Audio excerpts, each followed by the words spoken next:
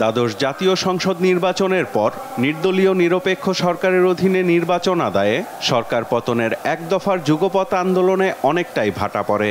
গেল কয়েক মাসে হাতে গোনা কয়েকটি কর্মসূচি ছাড়া অনেকটাই ধীরে চলার নীতিতে রয়েছে দেশের রাজপথের প্রধান বিরোধী দল বিএনপি। চলমান আন্দোলনের ফসল ঘরে তুলতে না পারলেও নিজেদের ব্যর্থ বলতে নারাজ বিএনপি। প্রাত্যহিক জীবনের যে দুর্দশা এবং দুর্ভোগ এবং সৎভাবে আয় করা মানুষের যে জীবনের কি যন্ত্রণা এখন, সেইটাকেই সামনে এগিয়ে নেওয়া যাওয়ার জন্য এবং সেই সমস্যার সমাধানের জন্য আমরা আমাদের সুনির্দিষ্ট কর্মসূচি গ্রহণ করেছি, যার কিছু কিছু আমরা ইতিমধ্যেই শুরু করেছি এবং বাকিগুলো আমরা সামনে আরও বেশি করে করব।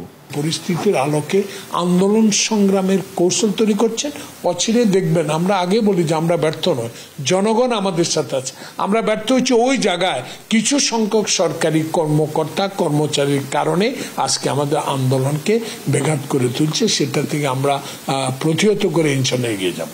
সরকারের পতন নিশ্চিত করার মতো কার্যকরী আন্দোলন নিয়ে ফের মাঠে নামার সময় খুব বেশি দূরে নয় বলছেন বিএনপির ভাইস চেয়ারম্যান আব্দুল আউয়াল মিন্টু।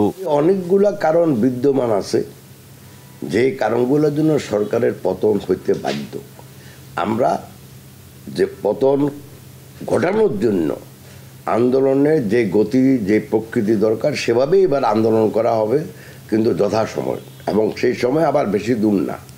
অগণতান্ত্রিক শক্তির সাথে লড়ার নতুন কৌশল নিয়ে এগুলেও তা নিয়ে বিস্তারিত জানাতে চান না বিএনপির স্থায়ী কমিটির এই সদস্য। বলেন, লক্ষ্য অর্জনে বসে নেই বিএনপি। সরকারও বসে নাই আমাদের দমন করার জন্য, আর আমরাও বসে নাই আমাদের দাবি অর্জনের পথ তৈরি করার জন্য। অনৈতিকতাটাই যাদের সম্বল সরকারে থাকা, তাদেরকে আন্দোলনের মাধ্যমে সরাইতে তো সময় তো লাগবে। আর নৈতিকতা বোধ, লজ্জাবোধ, মনুষ্যত্ব বোধের যেখানে অভাব থাকে, পশুবৃত্তিটা যেখানে মূল শক্তি, সেখানেও তো সময় লাগবে। আমরা ক্লান্ত না, আমরা বিভ্রান্ত না। বর্তমান সরকার সব দিক থেকেই দুর্বল বলেও মনে করেন বিএনপির এই নীতি নির্ধারক। সরকার যে মাথাটা যে ঘুরায়, সরকার ভালো করে জানে, খুব ভালো করে জানে। সরকার যে দুর্বল কথাবার্তাই মনে হয়। সাইফুল রিপন, দেশ টিভি, ঢাকা।